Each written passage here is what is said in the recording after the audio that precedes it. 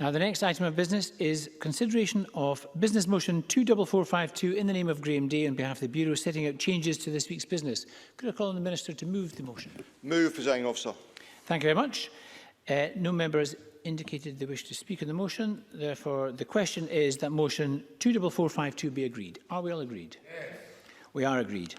I just note, colleagues, that we've just added the motion of no confidence. I will take the vote on the motion of no confidence immediately following the debate, and there will be a 5-minute division when I call that vote. So that will be around 4:05 this afternoon.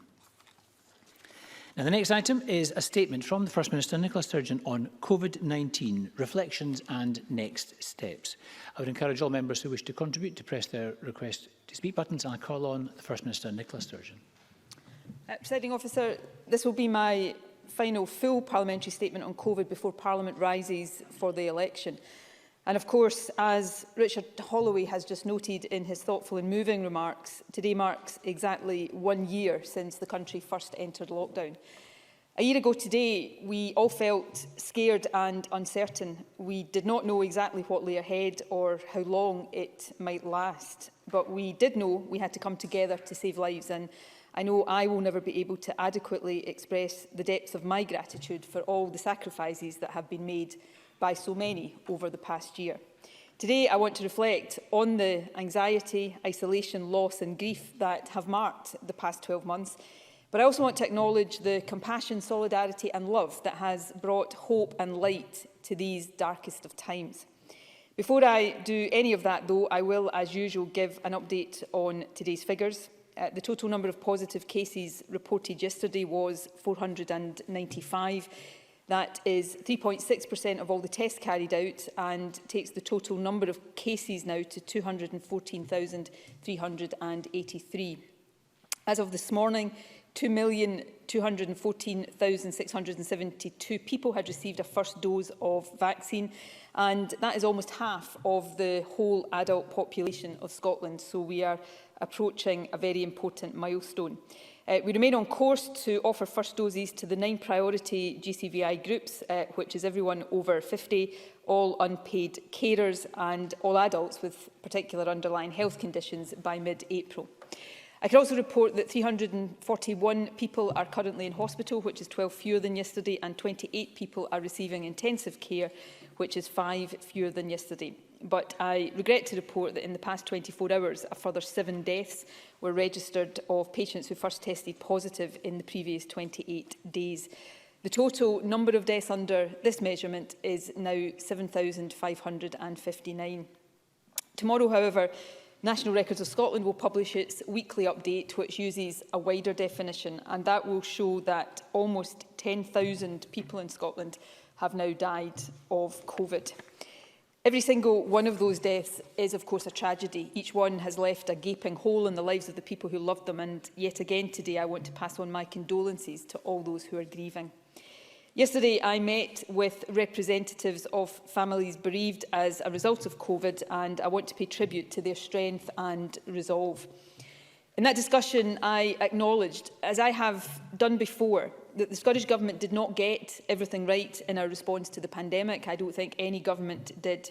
It is vital that we reflect on that and that we learn lessons from that, which is why I also confirmed that establishing a statutory public inquiry will be a priority for this government if we are returned at the election. Returning, though, to this sad anniversary, today has been designated a National Day of Reflection, and I know many people will be thinking about those we have lost during the year, whatever the cause of their death. Earlier today, I stood with others to observe a minute's silence. That silence was, I know, observed by many thousands across the country. Later this evening, Scottish Government premises and many other public buildings across the country will be lit up in yellow. The Scottish Government is also helping to fund the creation of a national memorial garden in Pollok Park in Glasgow as part of an initiative led by the Herald newspaper. And we have also confirmed today that we will support COVID community memorial projects in locations across the country.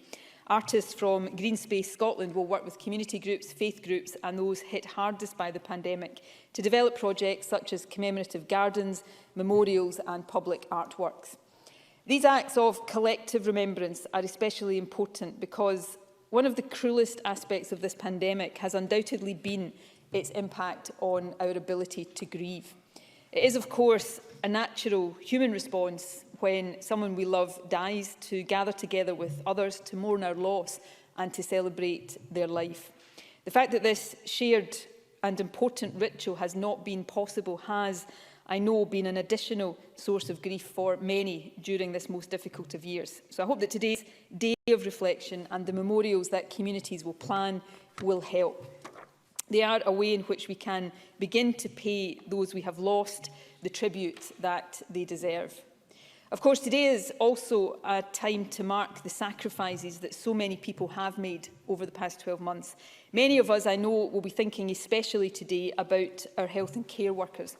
We've been reminded once again just how much we owe to their dedication, expertise and compassion. And I am acutely aware that no words of thanks can ever be sufficient for the service that has been given over the past year, but I'm sure I speak for everyone, not just in Parliament, but across the country, in stressing again how deeply grateful we are for everything they have done and indeed continue to do. Other public servants have also played a crucial role. Our police officers and their support staff have enforced tough restrictions proportionately and sensitively. Our teachers and all those who work in schools have done an outstanding job in difficult and regularly changing circumstances.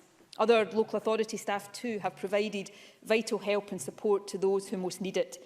And in some cases, for example, the speed with which they help to protect homeless people, they've provided us with really valuable lessons for the future. I also want to pay tribute today to Scotland's diverse business community. Many companies have met specific needs relating to the pandemic. At the start of the pandemic, for example, some distilleries started making hand sanitizer. We've also been able to develop a PPE supply chain in Scotland which did not exist before the start of the pandemic. And virtually all companies have gone to immense efforts to create safe conditions for staff and customers. They have supported home working for employees, complied with regulations which have often stopped them trading normally. And they've shown a sense of social responsibility through all of the concerns that have been faced about their own businesses. Now, the Scottish Government has and will continue to do everything we can to support the business sector. But I know that this has been the most difficult year that many employers and their workforces have ever faced. And again, I'm immensely grateful for all of those efforts. I'm also grateful to Scotland's faith groups who have helped their communities and found new ways of reaching out to their followers. I'm pleased to confirm today that from Friday, collective worship will again be permitted in groups of up to 50 if the premises can support such a gathering with appropriate physical distancing. This is an important change, and I hope that it will be especially welcomed as we head towards important religious festivals over the next few weeks. Community groups and third sector organisations have also rallied round, helped by the support of hundreds of thousands of people across the country. In fact, the great outpouring of community spirit that we have seen has really been a source of light in an otherwise dark year. Last March, when we launched the Scotland Cares website to help find roles for people who wanted to volunteer, that site received more than 80,000 sign-ups. And of course, there are many more people who might never have registered formally as volunteers, but who have gone out of their way to support others, helping out with shopping, calling on friends and neighbours who needed company, providing essential care for those in need. I think all of us have really struggled in the past year with the paradox that this virus has created. We've had to stay physically apart from each other, from those we love most, at a time when we have never needed each other more. None of us, though, should be surprised that this year has been filled with difficulty and anxiety, and for too many people with grief.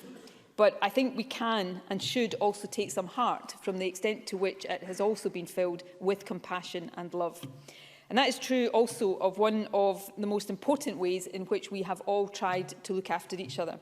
By sticking to incredibly tough rules and restrictions, all of us have helped to save lives.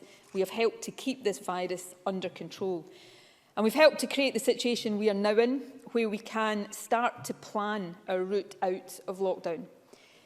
The final point I want to make here today about our collective efforts during the past year is directed towards our young people. For children, if there are any children watching this, which I doubt, I know how difficult it has been for you to spend time out of school and to have such strict restrictions placed on how and when you can see your friends. But you have been truly magnificent during these strange and worrying times. You've stuck to the rules, you've done your homeschooling, I'm sure, most of the time, and you've helped out your parents and carers, and everybody across the country is incredibly proud of you. Thank you for everything you have done. I also want to acknowledge the impact of the past year on young adults. Many young people have been furloughed, many have lost their jobs. Anyone who has been studying at college or university has had significant restrictions placed on how they study and in some cases where they live at one of the most formative times of any young person's life. And although the restrictions on socialising are difficult for all of us, they are especially tough for people in their late teens and early 20s. But by sticking to the rules, as the vast majority have done, you have protected yourselves, but also helped to protect older adults. And I hugely appreciate that, as does the entire country. Presiding Officer, for all these reasons, one of my overwhelming emotions on looking back over the last year, which is why Richard Holloway's remarks resonated so strongly, is gratitude. I will never be able to thank people enough for the sacrifices made and everything that has been endured over these past 12 months. But in addition to gratitude, I think all of us should feel a sense of resolve, perhaps politicians in particular. As we recover from this pandemic, as we will, we must create a better and a fairer country for everyone. The way in which people have responded to the pandemic has been defined, as I've said, by solidarity, compassion, love and sacrifice. But the way in which people have been affected has been defined by the inequalities that still scar our society. Inequality has massively affected people's quality of life during lockdown, and of course deprivation has significantly increased some people's chances of getting COVID and of dying from it. None of us can be satisfied by the idea of returning to life exactly as it was before. That's why, for example, the Scottish Young Persons Guarantee makes it clear that our young people must not pay the price of this pandemic throughout their lives. All of them must get a fair shot at education, employment or training as they start out in life. It's also why we are working to establish a new national care service. The last year has powerfully reminded us of the importance of care and of the dedication of our care workers. But the death toll in care homes has been a national tragedy. We must consider, reconsider and reimagine how we support our care workers and look after our older citizens. We must also learn other lessons from this pandemic, and that does include reflecting on our mistakes, the timing of the first lockdown, the decision to ease travel restrictions during last summer. But it also includes ensuring that we are prepared for future public health emergencies too. And more generally, there is, I think, a lesson for all of us in never ever seeing any change that we want to make as unthinkable or unachievable. The past 12 months have shown us that when it's necessary, human beings can achieve quite incredible and extraordinary things. Scientists across the globe have developed vaccines at record speeds. Testing infrastructures have been established literally from scratch. People have changed their behaviour and their way of life at a moment's notice to protect and care for each other. Now, the conditions that the next Scottish Parliament faces will, I hope, be nothing like the ones we've encountered and endured in the past year. But that Parliament will have an even greater responsibility than this and previous ones to tackle inequality, to support economic recovery and achieve a just transition to a net zero society. And if we, all of us, can summon just some of the urgency, resolve and solidarity we have shown in the face of the virus and bring that to bear in tackling these big issues and others, then I hope we can ensure that we don't simply return to normal, that instead we create a better and fairer normality for the future. Presiding Officer, these choices, of course, will be for the next Parliament and the next government. For today, I know the focus for everyone is on remembrance and reflection. But since this is the last time that I will speak about COVID in this chamber before the election, I do want to say a few words about the weeks ahead. COVID updates will obviously be much less regular during the pre-election period, but the government will still be monitoring the pandemic constantly. I will be doing so on a daily basis and taking and announcing decisions as required. That's vital because although we can now see a route out of lockdown, difficult judgments do continue to lie ahead. In the past 3 months, we've significantly reduced the number of COVID cases in Scotland. We know that the vaccination programme is now reducing deaths, and recent research gives us confidence that vaccination will reduce transmission rates. That opens up the prospect, the fantastic prospect, that we can come out of lockdown on a sustainable basis. Indeed, I can confirm that from 6 p.m. tomorrow, the Western Isles will move from level 4 restrictions to level 3, the level that currently applies to Orkney and Shetland and some of Scotland's other islands, and that reflects their success in reducing transmission in recent weeks. Across the country, during April, we hope to reopen parts of the economy, with more retail services reopening on 5th April and a full reopening of shops on the 26th. We hope that hospitality will start to reopen on the 26th of April as well, and that travel restrictions in mainland Scotland will come to an end on the same date. And of course, above all, we hope to see all children back in school after the Easter holidays. And of course, we also look forward to it becoming easier for all of us to meet up with each other again, particularly loved ones, initially in outdoor settings, but then we hope indoors as well. As vaccination proceeds and we go further into spring, life should feel a bit less restricted and a bit more hopeful than perhaps it has done for some time. And as a higher and higher proportion of the population gets their first dose of vaccine, we hope to be able to relax restrictions even more.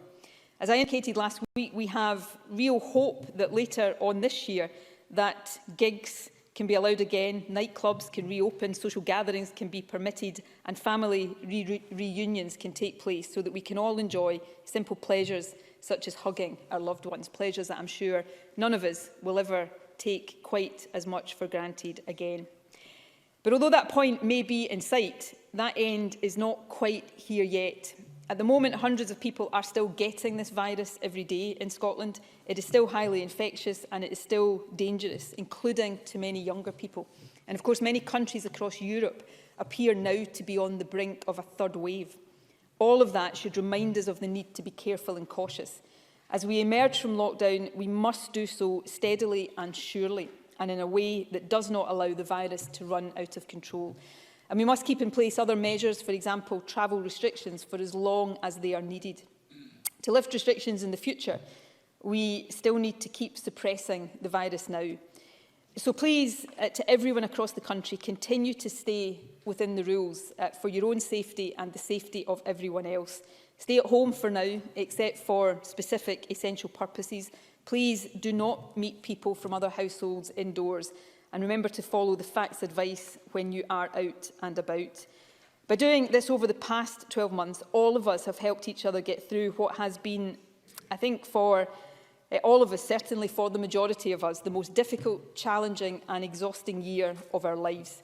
By continuing to do all of this in the coming weeks, we can and will continue to look after each other. And we can also start to look ahead to the future, not just in hope, but with increasing expectation of the better and brighter days that lie ahead. My sincere thanks to everyone across the country for all the sacrifices of the past 12 months. Thank you very much, First Minister.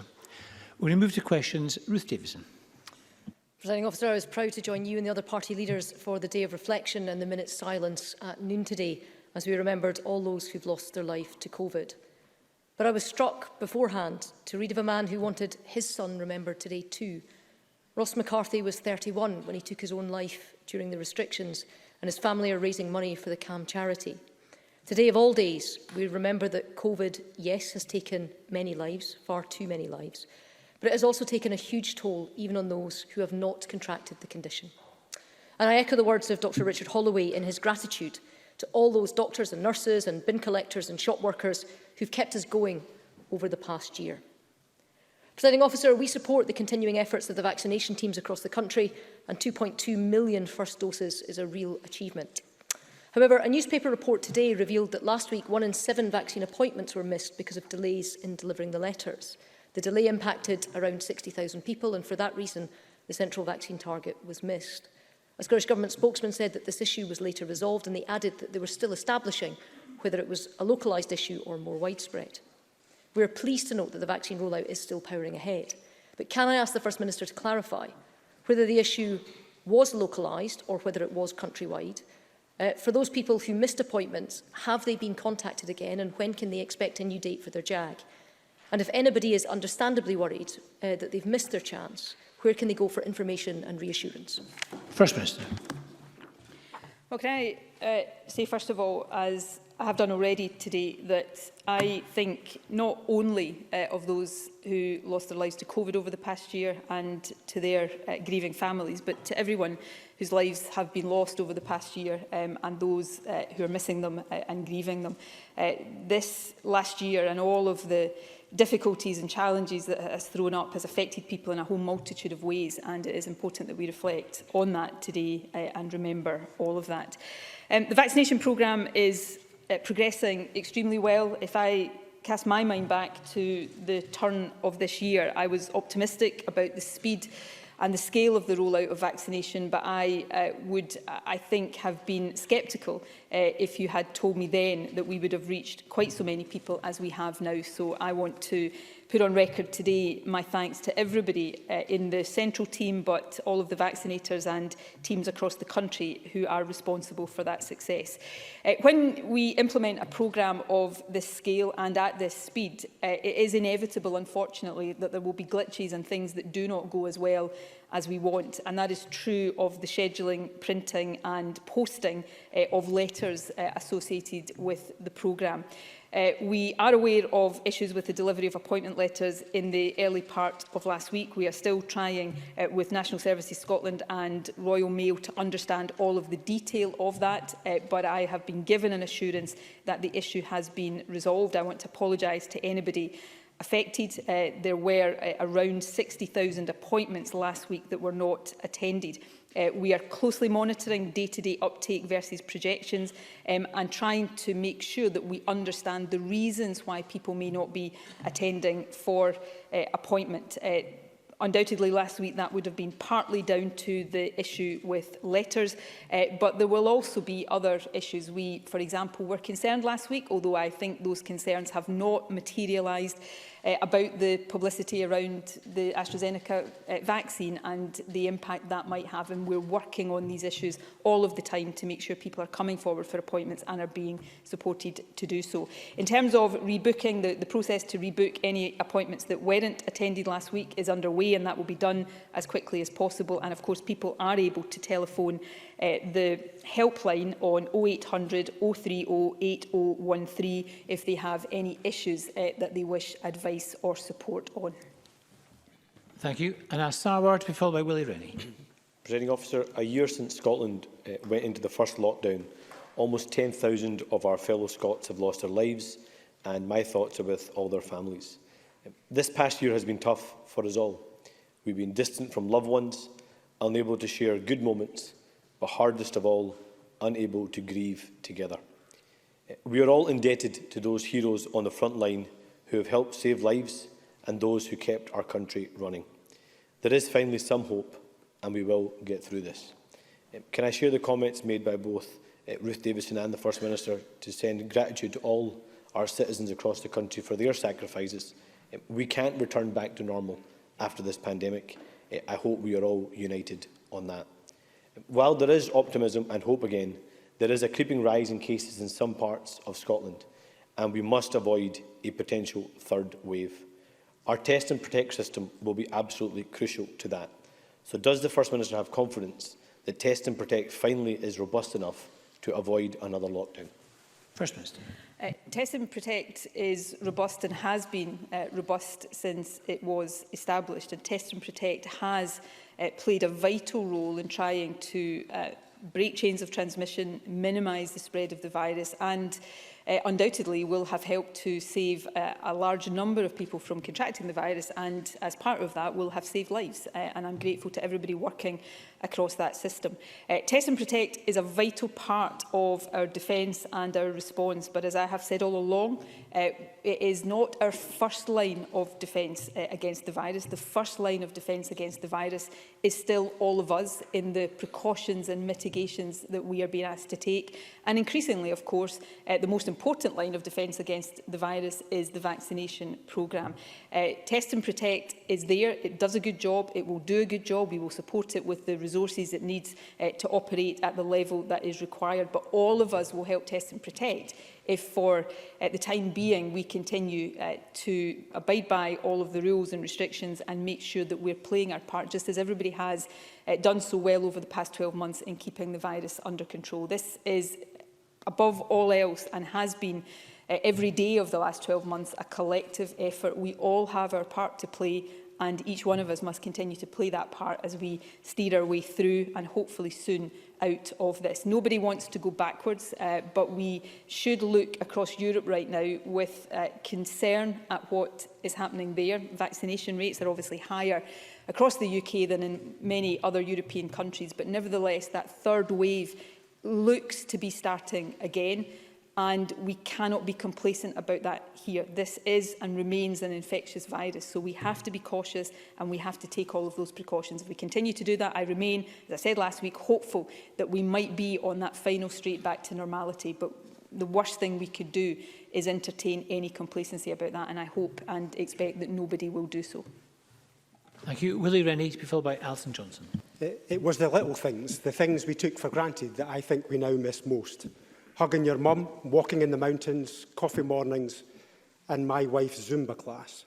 The fabric of a liberal society has been locked up in a cupboard, but there was pain too.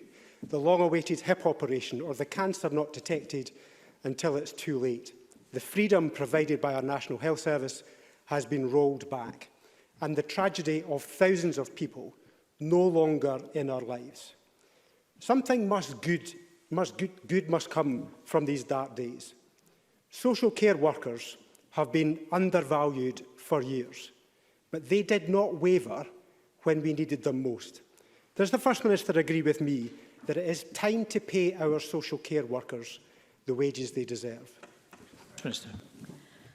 Well, everybody will have lots of things they miss and are desperate to get back to. I know for me, hugging my mum is probably the thing I miss most of all right now and look forward to most of all. Social care workers have gone above and beyond the call of duty over the past year, as have those working in our National Health Service. I can't even begin to imagine how difficult, traumatic and challenging on a day-to-day basis it must have been at the height of the first wave to be caring for older people in one of our care homes. And we talk about gratitude. I've done so today, and I regularly say things that I can never find the words, but genuinely here I can't find the words, because what we asked of our care workers and what they gave was truly exceptional. Yes, I do think it's time to pay care workers what they deserve. When you're in government, it's not just as easy as saying that. We have to work out what we mean by that and how we then deliver it through budgets and through a policy programme. But with social care, I think it's time that we transform and reform the way the whole system works. The National Care Service is an opportunity to transform the quality of care for our older citizens, but also transform the way in which we value and remunerate those who work in it. And that's something I am determined, should I be in a position to influence it in the next Parliament, to drive forward as an absolute priority. Thank you. Alison Johnson to be followed by Alistair Allen. Thank you. On this National Day of Reflection, on behalf of the Scottish Green Party, I send my deepest sympathies to all who've lost a loved one in this most challenging of times, particularly when our ability to grieve together has been so impacted. And my heartfelt thanks too to our health and care workers, to our teachers, our shop and postal staff, our bin collectors, our delivery drivers, and all those on the front line who have kept the country going. This week, the Prime Minister has said that a third wave of coronavirus that has hit mainland Europe will wash up on our shores. And I'd like to know if the First Minister shares his view, his acceptance that such an outcome is inevitable. And I'd like to understand what progress the Scottish Government has made in urging the UK Government to tighten border controls. First Minister. Well, let me make 2 points about the prospects of a third wave. First is we cannot stand and guarantee that that will not happen here. This is an infectious virus, and I think one of the many things we've learned over the past 12 months is that just wishing away the virus or hoping or saying that we don't want a further wave or a further lockdown doesn't bring any of these things into reality. We've got to act in a way that minimises the chances of a third wave. That involves all of us doing things domestically, making sure we are cautious as we come out of lockdown, making sure we continue to comply with rules and restrictions for as long as necessary. But the other point I would make is washing up on our shores is not inevitable. One of my regrets about last year when I look back is that as we suppressed the virus so hard and successfully in Scotland, we opened up international travel perhaps too quickly and too much. Now, the reasons for doing that were not wrong. The industry was in dire straits and people wanted to be able to travel again. But I don't think, on reflection and in retrospect, that was the right thing to do. I'm determined we don't do that again. Importation of new cases and new variants of this virus is one of the biggest risks we face. We have continued rules in place for managed quarantine of people coming in directly to Scotland. Those rules are not as restrictive in the rest of the UK, and I have tried very hard to persuade the UK to emulate our policy. They do not wish to do that. That is their decision, and I cannot force it upon them. But it does leave us with a greater vulnerability to importation than I would like us to have. I also think as we approach May and that mid-May point when the UK government has said they may reallow international travel, and we certainly said it won't be before that, that we are cautious. I was heartened to hear Michael Gove say on a call last week that it was by no means certain that international travel would be reopened then. I think we've got to be very, very cautious here, and that's one of the things we'll continue to try to do on a four nations basis, but take whatever decisions we can here to protect the public as much as possible. Thank you. Alistair Allen, to be followed by Maurice Golden. As we mark the anniversary of lockdown, I'm sure that the First Minister will wish to join me in paying tribute to people in Scotland's islands who have gone so long, in many cases, without seeing family and friends elsewhere. So the news that the Western Isles are moving into level 3 will be very welcome here. Can the First Minister say when decisions will be taken on what this means for travel advice for movement to and from the islands? First Minister. As I said last week, we will have discussions with island authorities over the next few weeks to come to a view on whether or not island communities, when the rest of the country at the end of April hopefully comes down into level 3, our island communities want to stay there, or as the data would probably justify, go down to level 2 at that stage. The reason that is not as straightforward a decision as it may appear is that obviously if our islands are in a significantly lower level of restrictions with hospitality open more, then we need to protect islands from the possible importation of cases. So there may be a merit in staying in a similar level of restrictions to allow travel for people to see loved ones, for example. So we will have those discussions and come to a conclusion on that over the next few weeks. And of course, we will report that as we make and announce the decision about whether we are moving forward, as I hope we will be, with the easing up of restrictions that I set out to Parliament last week. But I would take the opportunity to pay tribute to those in our island communities. Lockdown has been tough for everyone, but I guess it has been tougher for those who live in more remote communities with already distances making it difficult to see loved ones, and this undoubtedly has exacerbated that already difficult situation. Thank you, Maurice Golden, to be followed by Maureen Watt. Thank you, Presiding Officer. I have been contacted by a 65-year-old constituent with an underlying health condition who still hasn't had a vaccine. The options on the helpline do not allow for someone who is not on the list, rather only for rescheduling or for a missed appointment. My constituent has been going around in circles. I have contacted the Health Board, but will the First Minister agree to look into this matter? First Minister. If the member wants to send me the details of the constituent, yes, of course I will look into it. I have made clear that if people are finding they don't get the answers from the routes they should be getting answers from, their own GP or the helpline, then they should contact my office. So if you send me the details, I will have that looked into. Thank you. Maureen Watt, to be followed by Jackie Bailey. Thank you, Presiding Officer. As we mark the year since the start of lockdown restrictions, it's impossible to ignore the toll on people's mental health and on the subsequent demand for mental health services. Can the First Minister outline what plans the Scottish Government has to respond to this increase in demand? First Minister. The Mental Health Recovery Plan has already been set out by the Mental Health Minister. We've also announced increases in funding and investment for mental health, and we will continue to respond appropriately to the increased demand that is undoubtedly going to be there for some time. The mental health support, I think, is one of the many ways in which the legacy of this pandemic will live with us for a long time, and there is a real obligation on the part of government to make sure that we are responding appropriately, and it's a priority that we acknowledge and are determined to take extremely seriously. Can I take the opportunity, if this is Maureen Watt's last contribution in Parliament, as it may or may not be, to wish her well in her retirement. Maureen is a long-standing friend and colleague of mine who has made an outstanding contribution to the Scottish Parliament, and she will be greatly missed by all of us. Thank you. Can I call Jackie Bailey to be followed by Bruce Crawford?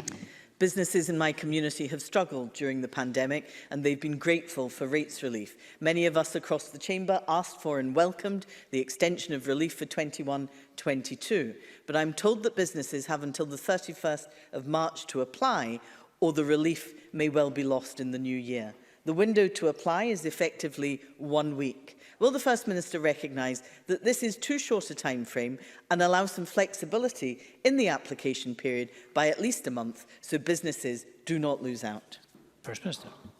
Well, firstly, I think we should all encourage businesses, as I think most businesses do for obvious reasons, to apply timorously for the support that is available, so that that support can be got to them as quickly as possible. We have tried to be as flexible as possible with all of these support schemes over the course of the pandemic, and I will raise the point with the Finance Secretary, who I'm sure will reply in more detail. Thank you. Bruce Crawford, to be followed by Annie Wills. Thank you, President Officer. First Minister, travel restrictions have been a vital component in controlling the spread of COVID-19. I was very concerned, therefore, over the last weekend. Constituents contacted me alarmed about the number of day visitors, motorcyclists and motorhomes appearing in places like Callander. I also know, First Minister, there will come a time, hopefully not far off, that visitors will welcome, very welcome back to my fabulous Stirling constituency. However, in the meantime, a stay-at-home order remains in place, and only from the 2nd of April does it become stay local. Therefore, First Minister, what more can be done to strengthen the crucial messages around travel restrictions to allay the fears of my constituents and stop the spread of COVID? First Minister. Well, it's a really important point. I think all of us are frustrated by the inability to travel across local authority boundaries to see loved ones. I know I feel that, and I think everybody does. So we look forward to the point where we can start to ease those travel restrictions across mainland Scotland. But right now, these restrictions are in place for a purpose, and I think it is incumbent on all of us to make sure that we articulate that message and urge people to abide by those restrictions. Right now, we're asking that no one travels for any reason other than essential purposes and should stay within their own local authority area. As Bruce Crawford says, we hope to lift the current stay-at-home rule on the 2nd of April. Initially, though, although we hope for no more than 3 weeks, that stay-at-home will be replaced by guidance to stay local and a continued legal requirement in level 4 areas for people not to travel outside their own local authority area unless for an allowed reason will remain in place. We'll be ensuring that our marketing and messaging emphasise this message, particularly over the forthcoming Easter holiday period, but it's important that we all take the opportunity to reinforce that. And in what may become a theme today, I suspect this is Bruce Crawford's last contribution to this Parliament before he retires. Bruce has also been a valued colleague and a great friend of mine since I was a Wayne, so I'm going to miss him. I'm going to miss him dearly. It's hard to imagine this Parliament without Bruce Crawford, but I wish him all good wishes for his retirement, and I look forward to seeing him in some campaign trail somewhere or other very soon.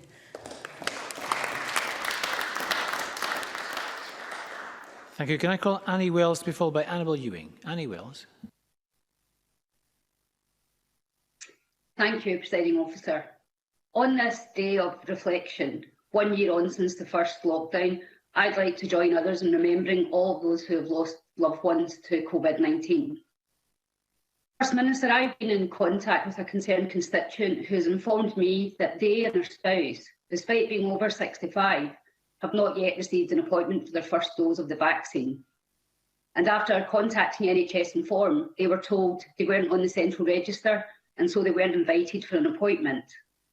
This situation is obviously unacceptable, given it has caused unnecessary anxiety. Although the majority of the over 65-year-olds have received their first dose, can the First Minister explain what action the Government is taking to ensure no more vulnerable people fall through the cracks? First Minister.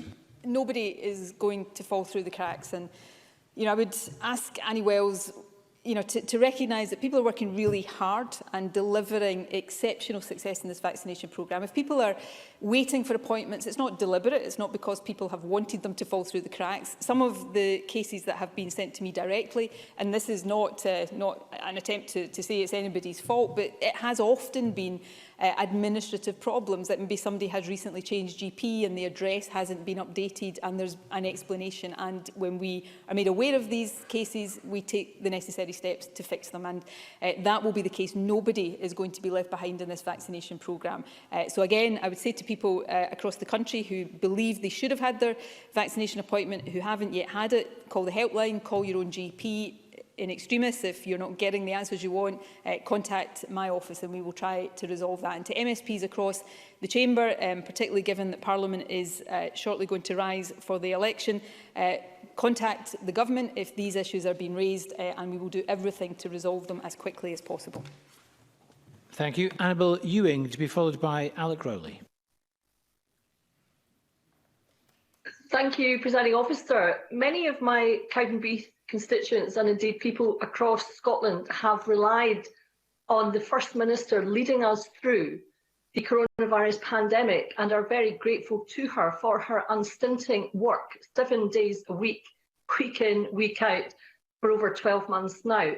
Can the First Minister therefore provide reassurance that notwithstanding the election campaign and in the run-up to polling day, she will continue to take daily charge of the management of the pandemic and will be able to provide regular update briefings?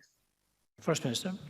Yes, I can give that assurance. As First Minister, during a crisis, notwithstanding the election campaign, and I will respect and observe all of the requirements of an election campaign, it's important that that is a level playing field. But as First Minister, I have a duty to make sure that I continue to oversee and to manage the response to the COVID pandemic, because we are in a crisis and it requires that direction. So that will have my daily attention, and I will ensure either from me or from appropriate personnel that updates are given and that decisions are communicated clearly to the public. It has been an important part of our response over the past 12 months to have that very clear communication of what we're asking people to do, and that will continue to be important over these next few weeks. Alec Rowley, to be followed by Christine Graham. Thank you, Presiding Officer. Can I ask the First Minister if you will get the Government to have a look at the local authority funding? So you have organisations, businesses like categories, dog kennels, laundry services, commercial cleaners, driving instructors who have all been able to take advantage of the local authority discretionary fund that the Government have put in place. I spoke with Fife Council this morning and they tell me that the pressure on those funds is incredible and is likely to run out. So would the Government have a look at that and see if additional funding can be put in place? First Minister. We keep all of these things under ongoing review. In fact, the Local Authority Discretionary Fund has already been increased since we first established it. Money is obviously constrained. The funding we have is not unlimited, but we look on an ongoing basis at where there is the greatest need for funding, and certainly some of the categories that Alec Rowley has outlined undoubtedly have that need. So we will keep that under ongoing review. Thank you very much. Christine Graham, to be followed by Graham Simpson. Thank you, Presiding Officer. Given that there are well-publicised issues about vaccine supplies, particularly in April, what assurance can the First Minister give to those awaiting their second vaccination that they will receive it within the 12 weeks of that first vaccination? First Minister. I can give an assurance that people will receive their second dose within the 12-week window because of the fact that we will have, as I said last week, around 500,000 fewer doses over the next 4 weeks than we had originally anticipated. There will be a period as we go into April when we are predominantly focusing on second doses. So the numbers of first doses are likely to reduce as a result, to make sure that people get their second dose on time. But, and this is an important assurance as well, we still expect to be able to offer first doses to everybody in the JCVI categories 1 to 9 by mid-April, as we had previously anticipated. Graham Simpson to be followed by Kenneth Gibson. Thank you. I was talking to members of Unite the Union yesterday, representing the taxi trade. Taxi drivers have had some help during the pandemic, but in no way does it cover their costs, and many are just desperate. 40% have had little or no support at all. Unite are asking for two things. The first is a scheme to help operators, and the second is something to help all taxi drivers. That could be an extra grant from what's left of the 57 million announced in January. So will the First Minister agree to look at their requests to ensure that we get a fair deal for cabbies? First Minister. We always look at requests made by trade unions or other organisations, so I'm sure we are already doing that. If not, we will do that. The support that we've made available, whether it's to taxi drivers or any other affected part of the economy, is not and never was going to be able to compensate for all losses. We are seeking to do as much as possible, and that will continue to be the case for as long as is necessary. Thank you. Kenneth Gibson to be followed by Colin Smith. Kenneth Gibson. Thank you, Presiding Officer. First Minister, I listened to your response to Alistair Allen regarding island authorities. I've been contacted by Arran businesses keen for community and economic reasons for the island to stay within mainland Scotland's rules and guidelines. Current messaging regarding the timetable for easing restrictions states, and I quote, that travel within mainland Scotland is not allowed. Can the First Minister confirm that from the 2nd of April, non-essential travel within local authorities applies to Arran? CalMac will be informed that there are no travel restrictions within North Ayrshire, and that from 26th of April, all conditions related to mainland Scotland will apply to Arran. The tourist economy depends on it. First Minister. Yes, I understand and appreciate the point that Kenny Gibson is making, and we certainly take that very seriously. As I said to Alistair Allen, we have given a commitment to have discussions with our island communities about how best we ensure that the restrictions keep them safe from the virus and allow maximum benefit as we open up the economy. And I absolutely appreciate the point that's been made about making sure Arran is in the same level of restrictions so that there can be that freedom of movement and travel. And if that is the view of communities like Arran, then that is certainly the view that we will take as we come out of lockdown. Thank you. Colin Smith to be followed by Claire Adamson. Thank you, Presiding Officer. The Scottish Government strategic framework is silent on the important issue for my South Scotland constituents of cross-border travel and its timetable for easing restrictions, as was the First Minister today. So can the First Minister give my border constituents an assurance that the criteria she'll use to decide whether cross-border travel can resume from the 26th of April will be the same criteria she's been using to determine that cross-Scotland travel is likely to be allowed from that date? There would be, I have to say, understandable anger if politicians can travel the length of Scotland next month for an election if families in Gretna can't travel a mile to safely visit a loved one in Cumbria, even outside, unless there is very good reason for that. First Minister. I would hope all politicians are really responsible in what they choose to do over the next few weeks. But if I can point out to Colin, to the member, that I was not silent about cross-border travel. I stood here last week and said that we hoped to ease the restrictions in cross-border travel on the 26th of April, but because of the different factors we have to take into account, we would finally confirm that during April, and if we didn't do it on the 26th of April, we would do it as soon as possible after that. Obviously, or I think it's obvious, those decisions depend, yes, on prevalence and incidence of the virus within Scotland, but they have to take account of prevalence and incidence of the virus in other parts of the UK as well. These are not straightforward decisions. If they were straightforward decisions, then we would just take them and be done with it. We're trying to keep people as safe as possible from a virus. I have no interest in, without good reason, stopping people travel to see their loved ones within Scotland or in other parts of the UK. This is about trying to continue to suppress a virus as we vaccinate more people so that we don't have to the extent that we can avoid it, more and more people dying from this virus as we had over the past 12 months. And I would ask everybody to remember that, to be as patient as possible, and I would ask politicians to continue to lead by example. Claire Adamson, to be followed by John Scott.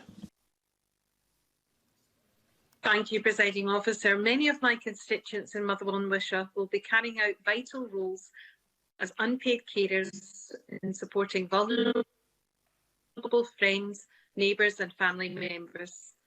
Can I ask the First Minister of the Scottish Government is promoting information around vaccines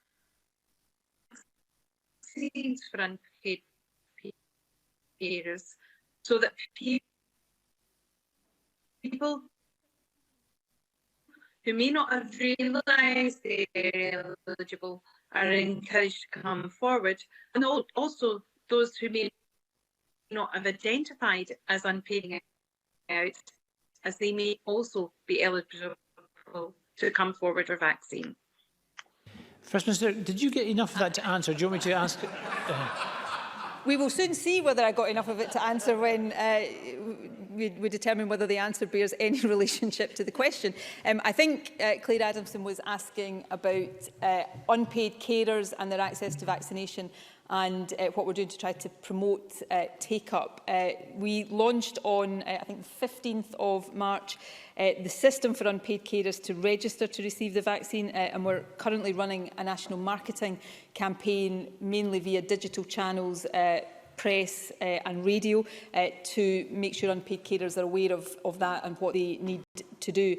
All carers in touch with local carer services have also been contacted to encourage them to register, and national carer organisations have also contacted carers on their list. Carers are able to self-register either online or through the national helpline, and while carers identified through GP and social security data have already received a letter with their vaccination appointment, others can access the helpline. So hopefully that answers Claire Adamson's question, but if there was any parts of it that I didn't hear so have not answered, she can write to me later on and I'll make sure an answer is provided. Thank you very much. John Scott, to be followed by Stuart McMillan. Thank you, Presiding Officer. The First Minister is aware of the continuing anxieties and tensions within our communities resulting from vaccination anxiety, the worry about appointments, delay for other illnesses and the lack of contact with friends and loved ones. Mental health issues are emerging and will continue to grow inevitably for some time yet. Social work services and other third sector agencies will be at the front line in dealing with this growing problem. Does the First Minister have any plans, or more importantly, budgets, to further support the growing workload of these agencies? And if so, what are they, please? First Minister. I know, with the greatest respect, the Conservatives didn't vote for the budget that we passed in this Parliament just a couple of weeks ago, but if John Scott cares to go and read it, he will see that there are plans to continue to support through budgetary provision, and indeed this will apply in a whole range of other ways, those organisations that are working on the front line. That is important to do from a monetary point of view, but of course all of us owe these organisations a great debt of gratitude for the ways in which they have supported communities across the country each and every day of the past 12 months, and this government will continue to do everything we can to support them in every way possible. Stuart McMillan, to be followed by Mark Ruskell. Thank you very much, Presiding Officer. Access to the internet and digital services has been crucial in keeping family, friends and colleagues connected over the past year. However, the introduction of the crucial measures to control the spread of the virus also shone a light on the digital divide, and the Scottish Government's investment in digital inclusion was therefore welcome. Can the First Minister provide an update on support that the Connecting Scotland programme has provided to date, and what plans does the Scottish Government have to enable more people to get online? First Minister. The Connecting Scotland programme was set up specifically in response to the pandemic. It was intended to provide digital devices, data, training and support to those who need it most to get online. We initially planned to provide 9,000 people at clinical risk from COVID with a device and a connection to get online, but those plans have significantly scaled up since then. And I'm pleased to say that over the past year, we have now delivered over 35,000 devices to people at clinical risk of COVID, families with children and isolated older and disabled people. And the third stage of this programme has now started and is backed by over £48 million and is intended to support 60,000 households to get online by the end of this year. Thank you. Mark Ruskell to be followed by Miles Briggs. Thank you. Some people will have been faced with impossible choices during this pandemic, such as a decision to go to work to earn enough money to eat, or to stay at home and self-isolate. Can the First Minister ensure that any gaps in the safety net that some will inevitably have slipped through in the last 12 months will be looked at, and that we emerge from this with the strongest level of wraparound support for all people in Scotland? First Minister. I mean, I appreciate the sentiment behind that question, and I agree with it. It is quite a generic question to ask me. I'd hesitate to stand here and say that I can give a guarantee that nobody will slip through the cracks. What we are trying to do is make sure that as far as we have the ability to do so within our resources, we don't have people in the position of having to make invidious choices between going to work or self-isolating and protecting others. We've obviously established the self-isolation support grant. We've extended the eligibility for that. Mark Ruskell has rightly raised legitimate questions about whether we can go further. We've taken a number of other steps to get money into the pockets of those who need it most. So there's a huge amount that has been done and that we will continue to do. But I readily acknowledge that we have work yet to do, both to protect people from the immediate impacts of this virus, but as we come out of it, reorder and redesign how we provide support to the most vulnerable so that we lift people out of poverty and avoid those kind of invidious choices that Mark Ruskell has outlined. Thank you. And Miles Briggs. Thank you, Presiding Officer. I've raised this issue a number of times with the First Minister, but I wanted to ask again today in terms of one of the most depressing things throughout this pandemic, and that is families finding out that a power of attorney has been overruled, or in fact loved ones also finding that do not resuscitate form has not been given consent. Can I ask the First Minister what investigation has taken place over the course of this pandemic into this issue? And having met with families yesterday, will she today agree to an independent investigation into these so that we can see what's happened throughout this pandemic? First Minister. I will certainly consider any investigation that is considered necessary if there are aspects of a response to this pandemic that need to be looked at. I think the best way of doing this overall, although there may be other more discrete areas of investigation that we want to pursue, but the best way overall of doing this is through the statutory public inquiry that we have already committed to. I've addressed the issue of do not resuscitate on many occasions in the Chamber. It is a really important issue. We have taken steps through our clinical advisors to reiterate some of the guidance and messages to frontline clinicians. Nobody and no family should be under any pressure to sign a DNR authority that they have not fully understood or that they are not absolutely in agreement to. And I know that clinicians would not want to be in that position. So any member who has concerns being raised at them should convey those to us so that if there are issues we need to address, then we are able to do so, because we are certainly very keen and willing to do so. Thank you very much, colleagues. And that concludes our statement on COVID-19 reflections and next steps. Any members that need to leave or come into the chamber, please follow the one-way systems and make sure you wear your masks and follow the social distance rules. The next item of business